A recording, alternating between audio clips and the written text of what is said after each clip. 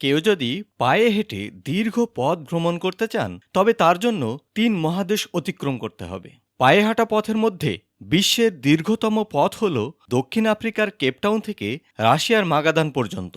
এই পথ অতিক্রম করতে সমুদ্র বা অন্য কোনো উল্লেখযোগ্য বাধার সম্মুখীন হতে হয় না। এই পথে হাঁটতে এমনকি নৌকারও কোনো প্রয়োজন নেই, কেননা পথিমধ্যে প্রয়োজনীয় সেতু রয়েছে। পথের দূরত্ব ২১,৮০৮ কিলোমিটার। এই দীর্ঘ পথ পাড়ি দিতে সময় লাগবে ৪,৩১০ ঘন্টা।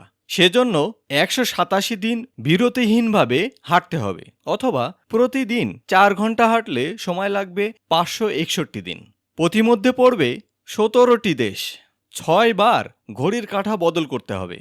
এছাড়াও পথচারী সবগুলো ঋতুই দেখতে পারবেন। তাহলে শুরু করতে পারেন পৃথিবীর দীর্ঘ পথে হাঁটার কাজ। হাঁটাহাঁটি খুবই আনন্দের যদি তা উপভোগ করতে পারেন।